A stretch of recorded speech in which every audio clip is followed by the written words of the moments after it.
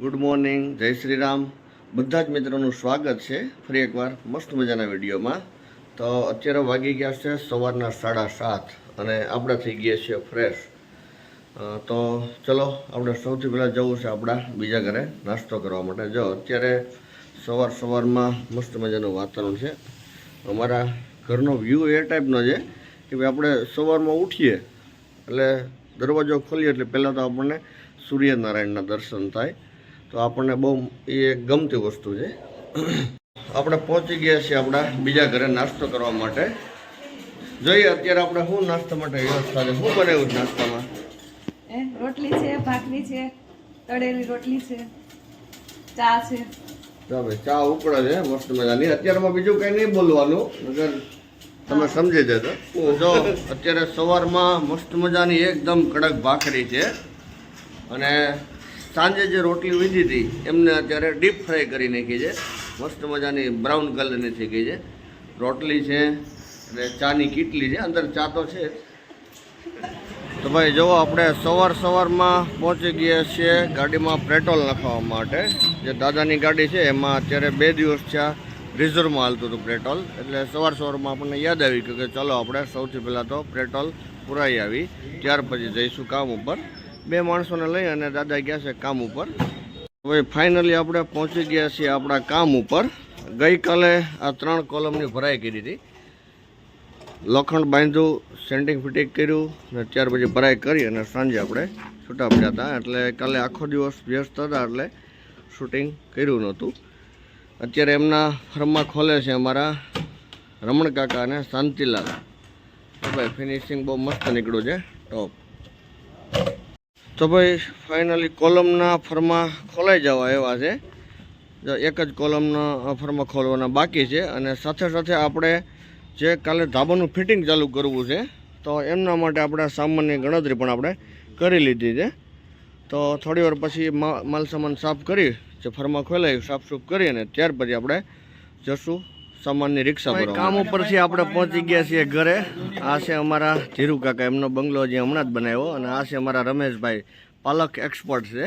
તો એમને સેક્શન ભર્યું ફિટ કરવા માટે થોડોક પાલકનો સામાન જોતો હતો, તો આપણા ઘરે પાલકનો સામાન લેવા માટે આવ્યા છે. જો છોકરાઓ ટ્યુશનમાંથી છૂટી ગયા છે અને કેવી ધબધબાટી ચાલુ છે. જો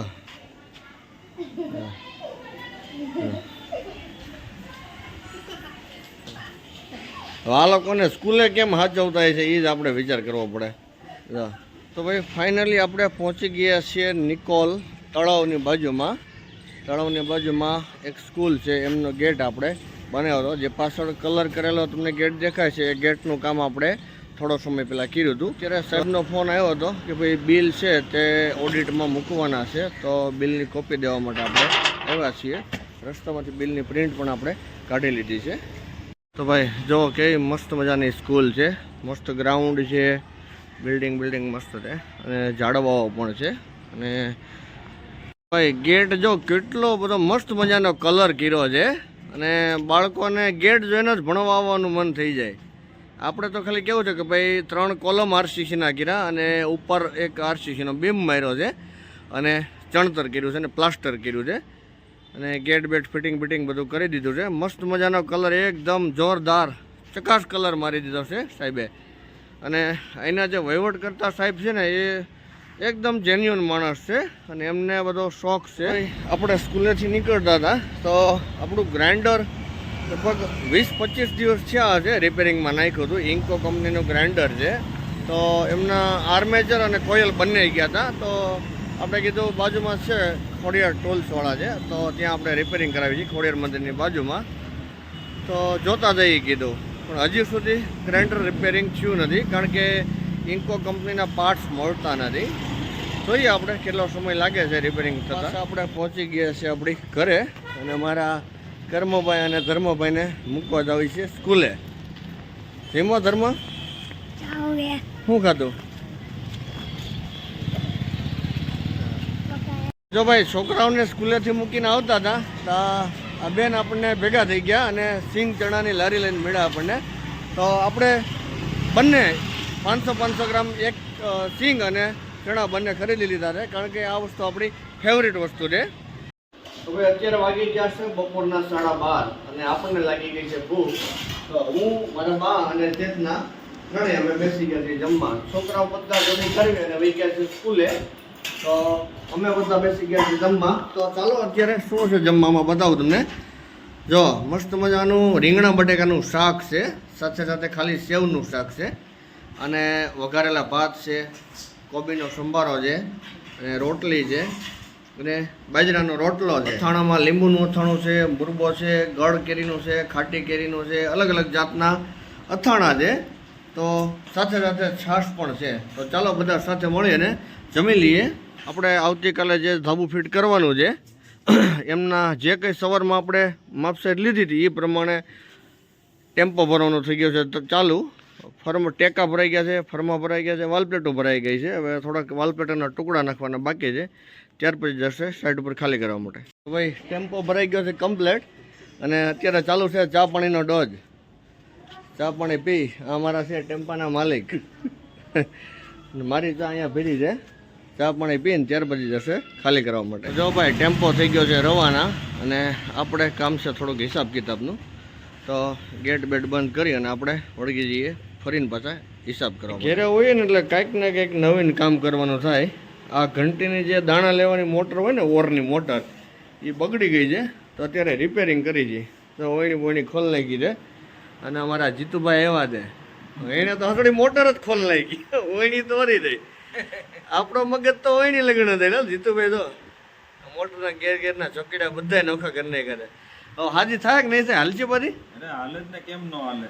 તમે એવો જુગાડ કરીને કરી નાખશો એટલે ઘંટી તો હાલશે ને પાછી. એમ ભલે મોટર લેવી પડે પણ ઘંટી તો હાલશે. મોટર લેવી પડશે, બાકી ઘંટી ચાલશે.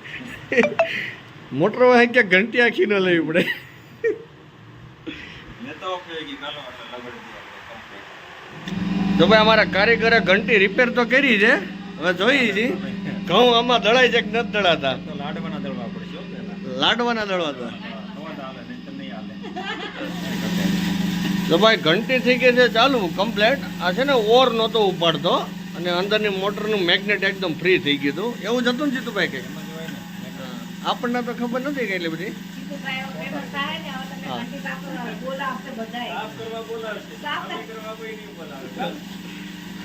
તો અત્યારે વાગી ગયા છે સાંજના 8:30, અને અમે બધા બેસી ગયા છે જમવા માટે. આજે સ્પેશિયલ આઈટમ છે અને વિશેષ આઈટમ છે. જોઈએ અત્યારે તમને બતાવું કે શું અમે બનાવ્યું છે જમવા માટે.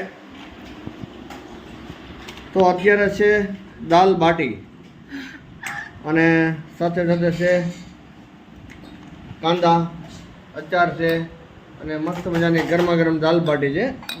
બાટીને અમે કંઈક અલગ રીતે જ બનાવીએ છીએ. અમે તળીને બનાવીએ છીએ બાટી, પણ એમ છતાં આપણને બહુ જોરદાર મજા આવી જાય છે. અમારા ધર્મભાઈ છે ને, જો એ બાટીના કટકા કરે છે. મજા. તો અત્યારે સાંજે આપણે મસ્ત મજાની સ્પાઇસી દાળ બાટી ખાઈ અને હું આવી ગયો છું મારા બેડરૂમમાં સૂવા માટે. તો મિત્રો, આવી હોય છે મારી કડીઓની લાઈફસ્ટાઈલ.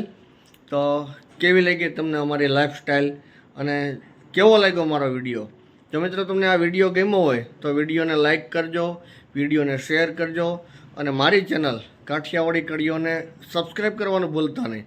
તો ફરી મળીશું એક મસ્ત મજાના વિડીયોમાં. ત્યાં સુધી આપ સૌના પ્રિય એવા કાઠિયાવાડી કડીઓના જય શ્રી રામ, જય હિન્દ.